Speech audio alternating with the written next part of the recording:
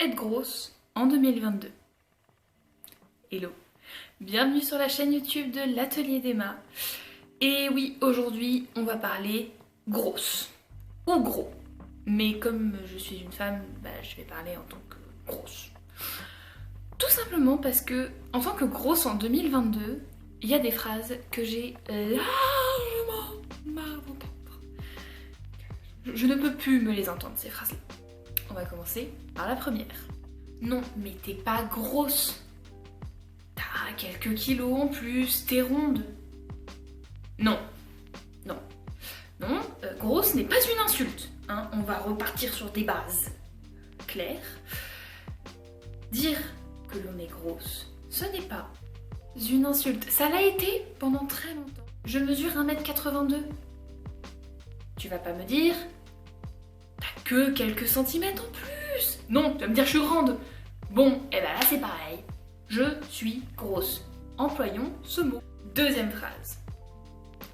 Non, mais de toute façon, les influenceuses, tout ça, le body positive, c'est juste pour encourager l'obésité.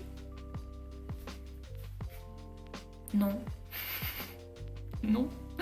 Non, en fait, le but du mouvement body positif, etc., c'est juste encourager les gens à aller bien, de s'aimer, de s'accepter. L'obésité est une maladie qui découle d'autres maladies.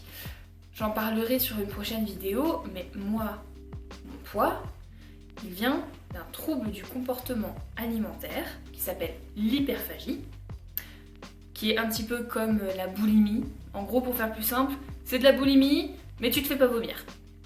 Voilà, c'est vulgairement parlant, c'est comme ça que je pourrais le qualifier. Ensuite, j'ai eu une dépression. Fabuleux. Aujourd'hui, je n'ai plus de TCA. Enfin, j'ai plus d'hyperphagie, déjà. On va commencer par là, je n'ai plus d'hyperphagie. Et je ne suis plus en dépression. Wouhou, on est sauvés. Mais c'est en partie à cause de ces facteurs-là que mon poids en est arrivé là. Hein. Je n'ai pas toujours été grosse. La preuve en image. Ouais.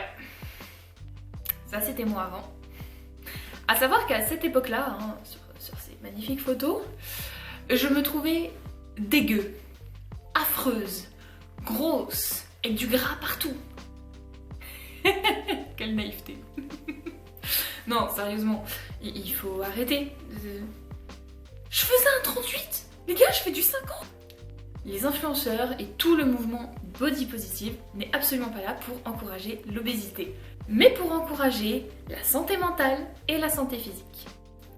Troisième phrase. De toute façon, les gros, vous bouffez mal et vous faites pas de sport. Non. C'est toujours faux, c'est toujours de la merde, c'est toujours n'importe quoi. Non, c'est quand même fou de penser que en fait on se nourrit exclusivement de burgers, de fast-food et de soda. Alors c'est vrai, j'ai une légère addiction au soda et au sucre en général, mais sincèrement je connais des personnes qui font un 34 ou un 36 et qui sont tout autant accros. Personnellement, j'adore cuisiner et j'adore cuisiner des produits bruts.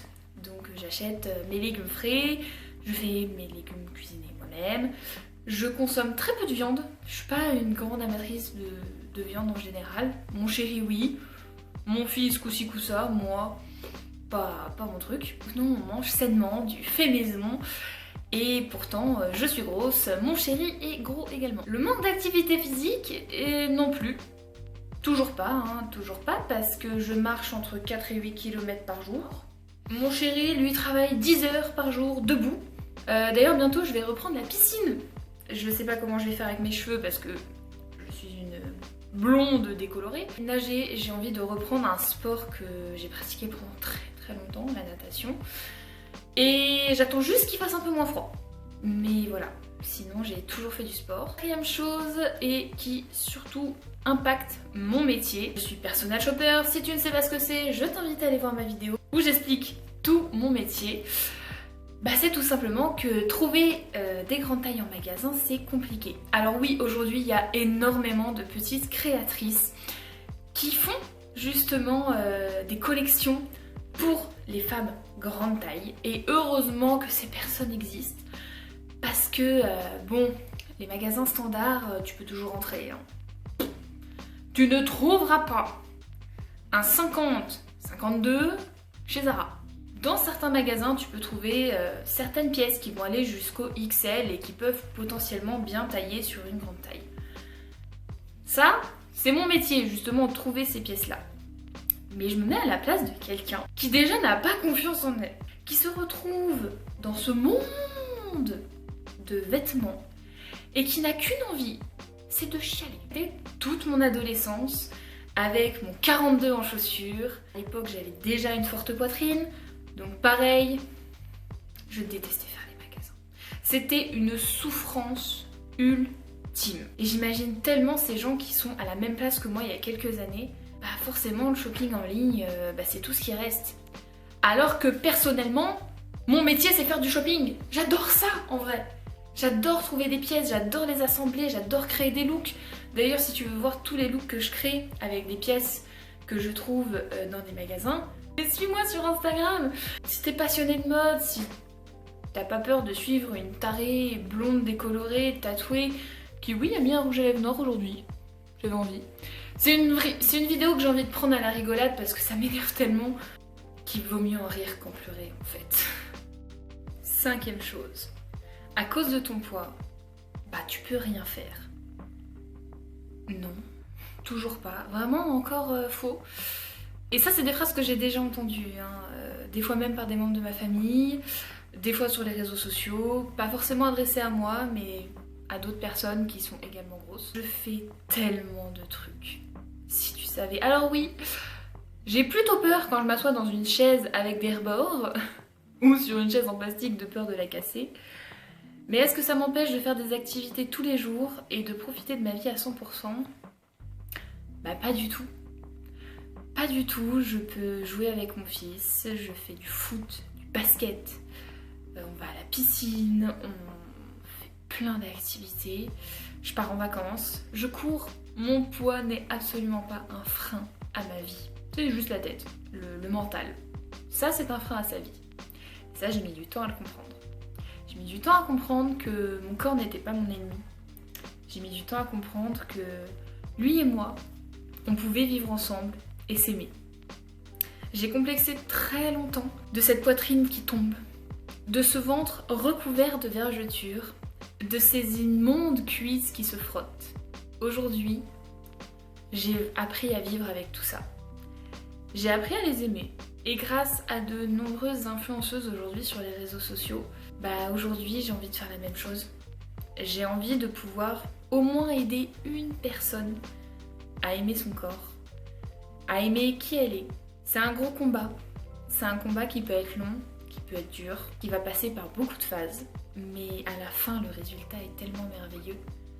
Et si oui, aller mieux passe par une perte de poids pour toi. Si pour toi, aller mieux avec ce corps, tu t'en sens capable, fais-le. Sois juste en bonne santé. Prends soin de toi. Une santé physique, une santé mentale. Car oui, les deux ne vont pas l'un sans l'autre.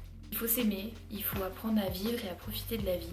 Il y a quelques temps, j'ai reçu mon premier commentaire de haters sur Instagram. Ça m'a strictement rien fait. Ça m'a vraiment rien fait. Parce que j'ai vu la personne qui a mis ce commentaire. Et la seule chose que j'ai vue, c'est quelqu'un qui n'avait pas confiance en lui. Qui lui-même avait un peu une once de jalousie, je pense. Du fait de voir une nana qu'on a rien à foutre. Ouais, je suis grosse. Mais je vais bien. Je vous fais des gros bisous.